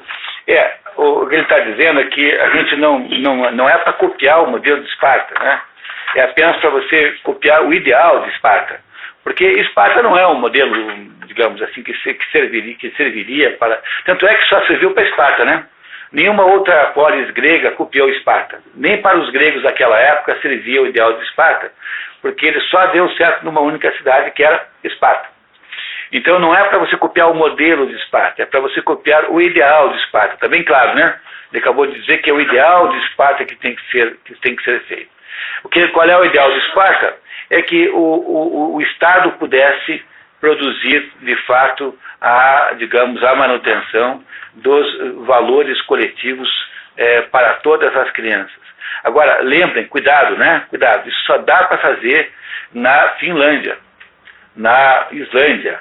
só dá para fazer nos lugares que se parecem com a Grécia Antiga, ou seja, lugares pequenos, de grande homogeneidade cultural. No nosso caso aqui, dar para a Secretaria de Educação do Estado ou do Ministério da Educação essa missão é a coisa mais suicida que possa existir nesse momento, porque eles não têm ideais coletivos, eles têm ideais ideológicos do grupo intelectual que dirige esses grupos aí, portanto não é para fazer o que eles mandam, né? De fato eles não sabem nada, eles têm lá a sua agenda ideológica, política. Então isso não dá mais para fazer no mundo moderno, na prática, a não ser que você tivesse lugares muito pequenos. Então, todas as cidades que estão aqui, é possível que todas as cidades aqui presentes, não sei se Paranavaí já não está fora, viu? Eu acho que já está fora, para ser bem sincero. Tá? Mas as cidades outras menores, todas podem ter uma educação pública profundamente educadora. Porque é possível, dentro das circunstâncias de tamanho, que você possa, então, produzir, né, aí na educação pública esse efeito, assim, verdade, não é? Mas quando fica maior, já não dá mais, porque nos órgãos de governo, né, nos órgãos de gestão pública da educação, aí apenas uma batalha aí de ideologias, uma batalha de ideias, e aí já não dá mais. Olha, Paranavaí não dá mais, já está muito grande, já passou do tamanho, não dá. Eu desconfio que a medida certa deve ser aquela mesma medida que estabelece a população máxima de uma colmeia de abelhas. Né? Não sei se vocês sabiam, né? Mas as abelhas, elas são lideradas por uma rainha. E como é que elas mantêm-se juntas? Porque a rainha, quando come, ela passa o dia inteiro comendo, né? E a rainha come e vai mordendo assim, e quando ela morde a mandíbula, tem uma glândulazinha na mandíbula que é apertada, e apertando, ela emite uma espécie de feromônio, uma espécie de gászinho, um odorzinho, e as outras abelhas todas, elas sentem aquele cheiro. Então, como elas sentem aquele cheiro, elas concluem assim: a rainha está viva. Então, permaneçamos juntas. E a colmeia vai crescendo. Até que chega um dia que a colmeia começa a ficar grande demais. Quando está grande demais, quando aquele cheirinho é produzido, ele não dá para chegar até o fim. Então, começa uma turma na periferia das abelhas a não sentir mais. Essa turma que não sente mais aquele cheirinho, supõe que a abelha rainha tenha morrido. Aí, então, elas se mudam para um outro lugar, elege uma nova rainha e faz uma nova colmeia. É assim que a natureza resolve o problema do tamanho. Então, se eu não me engano, 45 mil habitantes é a população máxima de cada colmeia. Então, qualquer lugar com mais de 45 mil habitantes já está perdido para esse fim. Né? Entendeu? Já está perdido para esse fim, porque não tem mais as condições de concentração cultural que possibilitem a criação de um consenso verdadeiro, culturalmente verdadeiro. Então, Paranavaí já não dá mais. Tá certo? Continuamos, pessoal. Vamos lá. Página 120, vamos lá. Sem dúvida alguma, Tirteu sentia-se nas suas energias com a virtude homérica. Mas o que dá... Vamos explicar isso aí para não parecer que é... Tá? Tirteu era um escritor. O que é elegia? Elegia é um tipo de poesia. Poesia de homenagem a alguém, alguma coisa. O que é um homérida? Homérida é alguém que se filia à tradição de Homero. Né? Homero quem é? Você já sabe, cansado de saber. Homero é aquele grande autor que escreveu a Ilíada e a Odisseia. Aliás, queria lembrá-los que o Fábio aqui do meu lado, em nome do grupo, né, que caminha junto com o de vocês, disponibilizou para quem quiser os resumos da Ilíada e da Odisseia, livros que eu sugiro que vocês leiam, mesmo de qualquer maneira, assim que puderem. Tá? É isso? Quem recebeu? Quero ver. Quem recebeu? Melhor ler o livro, viu? O resumo ajuda, mas ler o livro é melhor. Né? Ler o livro é melhor. Se vocês puderem ler o livro, seria muito melhor. Né? Muito melhor. Mas o que dá a estes discursos à nação espartana a sua verdadeira grandeza não é maior ou menor fidelidade do conjunto ou dos detalhes aos modelos homéricos, mas sim a força espiritual com que transpõe as formas artísticas e os conteúdos épicos para o mundo atual. Por mais escasso que pareça em Tirteu o elemento pessoal, a sua real originalidade aparecerá com clareza se abstrairmos da sua dívida em relação ao vocabulário, versos e ideias de Homero, e se considerarmos que por trás das formas e dos primitivos ideais heróicos se encontra uma autoridade moral e política totalmente nova, em favor da qual ele empreende uma nova ação educativa, a ideia de uma comunidade citadina que transcende qualquer individualidade e para a qual todos vivem e morrem. O ideal homérico da arete heróica transforma-se no heroísmo do amor à pátria. O ideal heróico da arete heróica. O que é arete? Arete é, você já sabe, né? Arete é virtude, tá? Virtude. Então, a arete heróica é aquilo que Homero queria que as crianças aprendessem.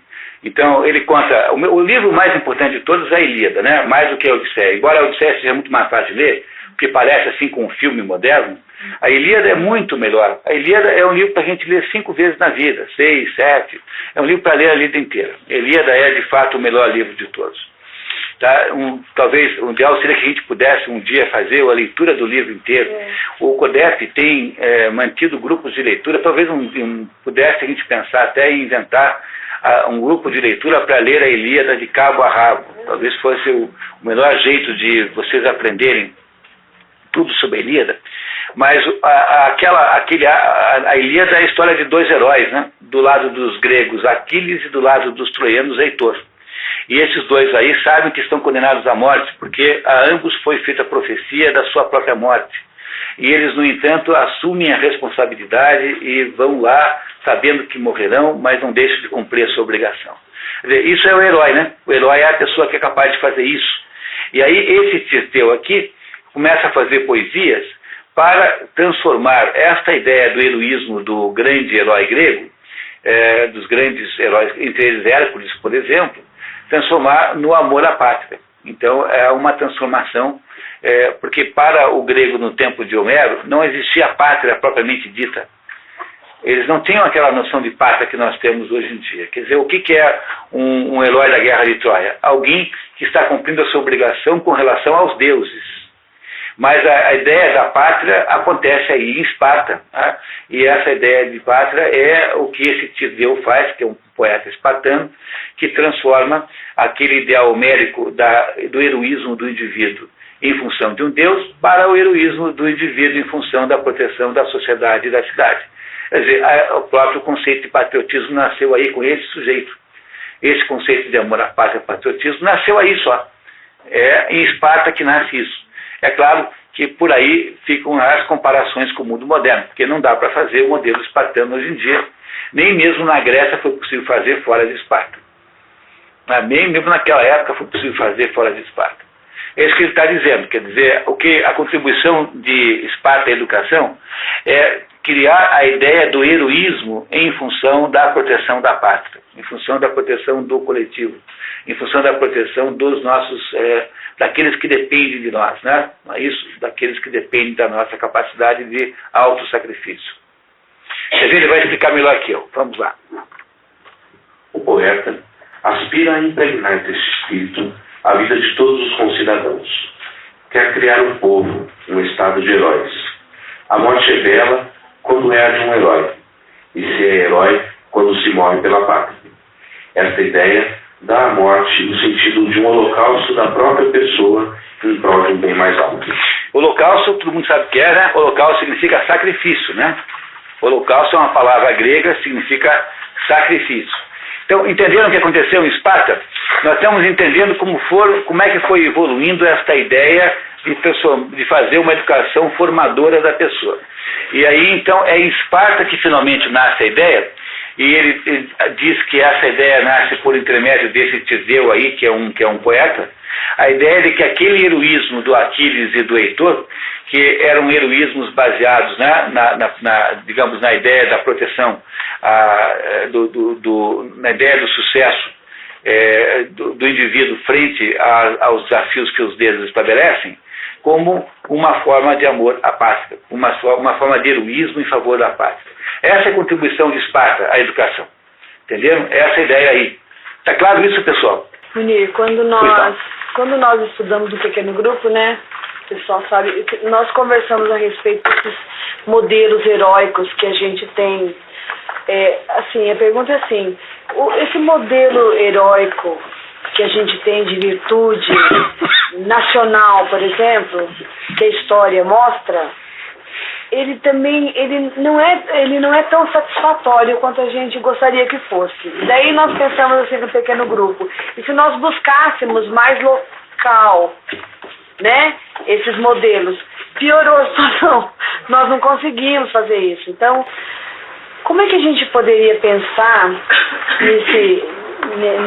nisso que está sendo colocado aí, se a gente fosse pensar na nossa cidade, se ela for pequena ou grande, nos modelos de heroísmo e de virtude que a gente tem, se eles ainda são tão, assim, não satisfatórios, nada satisfatório. A descoberta que os gregos fizeram, você quer contribuir com essa pergunta, Inês? Eu penso, sim, que, por exemplo, o modelo de herói, não que necessariamente ele precise ser nacional, assim, porque ele vai conter, o herói, assim, as virtudes, as coisas que qualquer pessoa poderia ter, independente de ser nacional, não sei. Então, Jesus Cristo eu acho que precisaria para poder... disso, né, Nilva?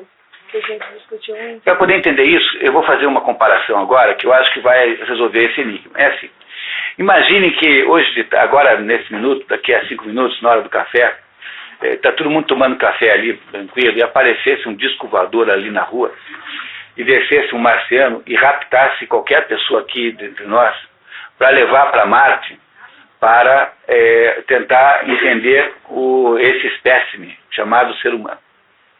Então, essa pessoa, esse marciano, fosse quem fosse que ele pegasse aqui, qualquer pessoa aqui presente representa perfeitamente todos os seres humanos. Quer dizer, todas as conclusões que ele tirasse de uma pessoa aqui, de uma pessoa individual entre nós, valeriam para todos os seres humanos automaticamente.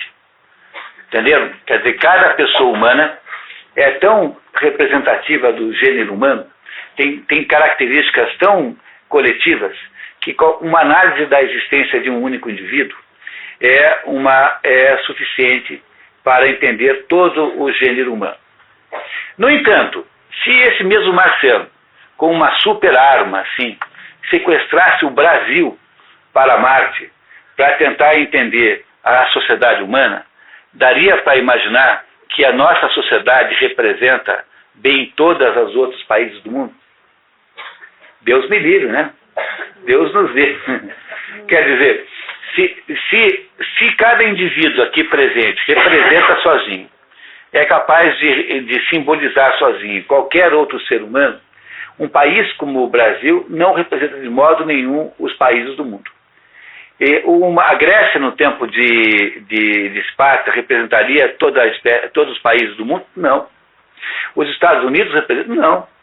Nenhum país é capaz de representar todos os países do mundo. No entanto, qualquer pessoa é capaz de representar todas as pessoas do mundo. Entenderam isso, pessoal? Tá? É importantíssimo entender até agora, hein? Tá? Para eu poder explicar, tentar ajudar a decifrar esse enigma. Quer dizer, há uma complicação aqui, uma espécie de paradoxo, que é o seguinte: os seres humanos que existem hoje individualmente, eles sozinhos são como se fosse uma miniatura da humanidade. Cada pessoa que existe representa de modo miniaturesco, né? Ou seja, como um modelo, qualquer pessoa do mundo. Então, qualquer pessoa do resto do mundo se comporta basicamente como nós nos comportamos. Claro que tem uma outra exceção, né? Cá entre nós, né? Tá bom, né? Não dá para achar que é todo mundo. Tem um outro que não dá para usar como modelo. Mas, tirando fora esses 4 ou 5 exceções aí, não vou nem dizer nomes. Porque ontem à noite eu já gastei todas as fofocas que eu tinha que gastar. Eu passei a noite inteira ontem falando da vida sexual alheia. Vocês não imaginam a vergonha que foi ontem à noite aqui. Teve as crianças tiveram que ser postas fora da sala, tiradas da sala de tanta fofoca sexual que eu fiz ontem à noite aqui. Tá? Pois não. Eu penso assim, que toda pessoa hoje que consegue ver esse mundo, no mundo atual, e conservar seus valores éticos e morais, eu acho que é o maior herói que existe. Pois é, você tem razão, tá? Porque o que está difícil é isso. Muito. Mesmo no nosso meio, somos educadores, muitas vezes, nós não podemos dizer que somos uma referência para os nossos alunos. Então, como que nós vamos conseguir? Eu acredito, apesar de você ter falado que Paranavaí não dá mais, que tal lugar não dá mais, eu acredito que dá. Eu acho que São Paulo dá, eu acho que a maior metrópole do planeta Brasil, e uma das maiores do planeta, eu acho que dá, eu acredito no ser humano, eu acho que esse momento aqui é um momento privilegiado. Não, mas só cuidado, hein? Eu não falei que não dava para fazer nada em Paranavaí. Eu falei que não dá para fazer em Paranavaí a fórmula espartana de você conseguir que o Estado, ou seja, o poder público local, reflita com precisão os valores morais coletivos. É só isso que eu falei, tá? Porque se chega numa cidade como Paranavaí, eu não sei como é, porque eu não frequento aqui o ambiente público. Mas eu garanto a você que dentro do ambiente da educação aqui, você tem polêmicas ideológicas o tempo todo, gente debatendo, todas as polêmicas. Então, quando o negócio passa a ser assim, apenas quando a educação vira assunto de debate ideológico, você já não pode mais fazer o modelo espartano, porque agora só se tem dúvidas e vacilações, entendeu? É isso que eu quis dizer. Agora, numa cidade como Paranavaí, é óbvio que pode fazer muito, mas não dá para fazer do jeito que é o modelo espartano que nós estamos estudando. Então, apenas para terminar aquele raciocínio, veja, se cada ser humano que está aqui presente representa todos os outros seres humanos, então um marciano, ao estudar um ser humano qualquer pessoa daqui, poderia tirar conclusões válidas para todos os outros seres humanos. Ele não poderia fazer a mesma coisa se ele sequestrasse, Alto Paraná inteiro. O município de Alto Paraná disse assim, bom, agora eu estou supondo que o que se faz em Alto Paraná seja o que se faz no resto da humanidade. Não dá para tirar essa conclusão. Então, a desgraça toda é que a nossa vida é assim, nós existimos individualmente e na medida em que nós somos indivíduos, somos únicos, nós representamos com legitimidade todos os outros indivíduos. Mas as sociedades onde nós rodamos e moramos, estas sociedades não são representativas do conjunto das sociedades humanas.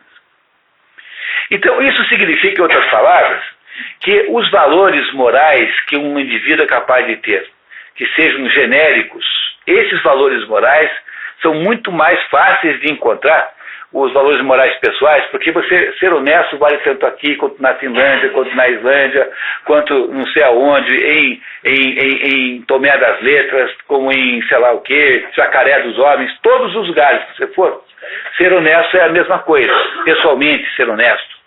No entanto, cada sociedade tem características diferentes ao ponto de que tornar-se, digamos assim, integrado nessa sociedade pode variar muito de um lugar para o outro. E essa é a razão pela qual essa pergunta veio à tona. Porque, embora todo mundo saiba o que é ser honesto, porque esse é um valor do indivíduo, e esse valor vale para qualquer época da história, para os valores sociais podem haver variações históricas e de lugar. Compreenderam isso? Quer dizer, socialmente falando, podem existir valores compartilhados que não são necessariamente universais. Então, podem existir valores que valem para um determinado lugar na África, que não são compartilhados com um determinado lugar na Ásia. Agora, os valores pessoais, os valores de heroísmo, que é um aspecto pessoal, esses são completamente universais, porque valem para todos os lugares. Então, a razão pela qual essa dúvida que a Ismênia levantou, que é uma dúvida do grupo pequeno, né? Existe, é porque existe esse paradoxo, esse contraste entre valores de heroísmo pessoal, que são valores permanentes e universais, e valores sociais, que podem variar não só de lugar para lugar, como de época para época.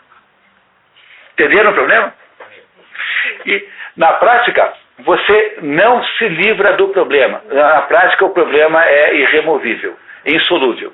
Eu teria que passar a minha vida toda meio em crise, meio em conflito entre aquilo que eu penso que é certo, porque eu tenho valores pessoais. Imagine que você seja cristão.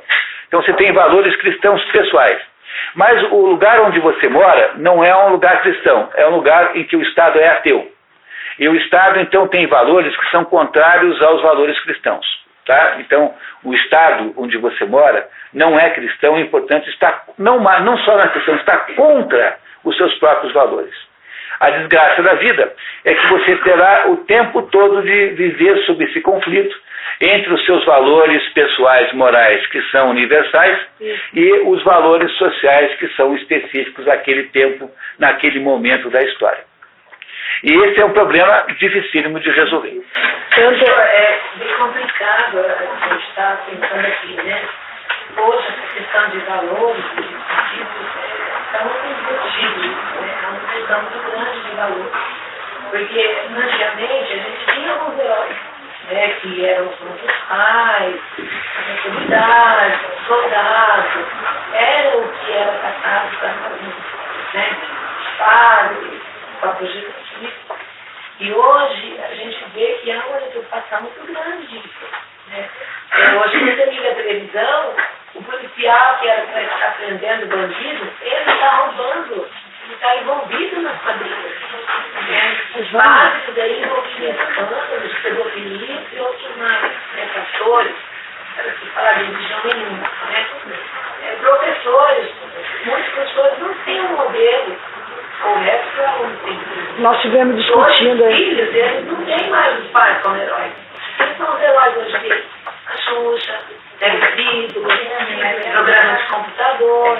Então, hoje está muita concorrência para a gente ver que a pessoa começou. Para você ainda conseguir manter esses princípios éticos, morais. Então, você compreendeu que você está dizendo é exatamente um exemplo do que eu acabei de dizer? Que é assim, você passa a ter que viver o conflito, você está vivendo o conflito tensional dentro de você, entre coisas que você acredita. Porque se você não tivesse valores diferentes desses aí, você nem faria a pergunta. Você não estaria preocupada com isso. Mas a única razão pela qual você é capaz de fazer essa pergunta é porque você tem valores pessoais que estão em nítido conflito com valores coletivos externos. E há muitas pessoas que nem conseguem ver isso. Muito bem. Tudo que vai acontecendo aqui para nós era anormal, hoje já pode ser normal. Pois então, quem é professor não tem o direito de ser normal. Tem que ser anormal, entendeu? Porque o problema é esse. Quer dizer, você veja só como isso que você está dizendo ilustra perfeitamente. A vida de cada pessoa que está aqui, depois que você toma consciência disso que a professora acabou de dizer, passa a ser uma tensão permanente entre o quê? Entre os valores que você julga que estão certos, que você julga que não deviam ter sido jogados fora, e os valores compartilhados do mundo fora da gente.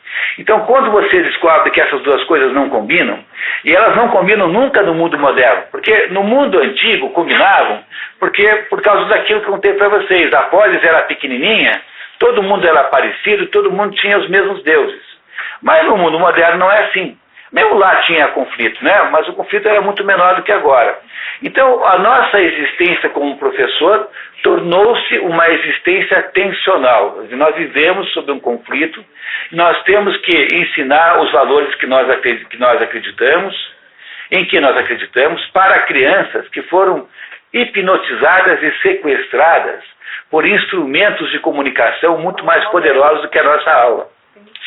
Como, na prática, no fundo, cada professor dá aula que bem entende, porque essa é a grande salvação da lavoura, porque como o sistema é distraído, ele não presta atenção na tua aula. Eu fui professor 20 anos, nunca ninguém veio discutir a minha aula comigo. Eu sempre dei aula que eu bem entendi. Na prática, o professor dá aula que bem entende. Então, você pode tentar construir um contra-ataque a isso, se você quiser. Porque, no fundo, a sua aula é uma espécie de... é como se fosse um pequeno país no qual você é a rainha. Essa que é a verdade sobre a sua aula. De repente, o currículo oculto pode ser benéfico. Pode ser benéfico, com toda certeza. Então, esse fato de que tem essa tensão é o que está refletido no que você disse e na questão que a professora Maria Ismênia acabou de levantar. Quer dizer, é muito difícil entender como faz isso na sociedade. Por quê? Porque há um descalabro, há uma espécie de contraste entre os valores que um indivíduo pode ter de heroísmo pessoal e aquilo que a sociedade acredita que seja coletivo e bom para ela. Onde é que é possível unificar isso? Só nos lugares muito pequenos, como se fossem emulações, né? Como se fossem repetições do modelo grego. Quando passa de 45 mil habitantes, que é aquela população da colmeia, não dá mais para fazer isso coletivamente. Daí nós vamos ter que contar com o heroísmo do professor mesmo. Mas não dá mais para conceber um sistema social que possa ser representativo harmonicamente do conjunto de valores sociais. Portanto, só tem esperança de produzir essa combinação nos lugares muito pequenos.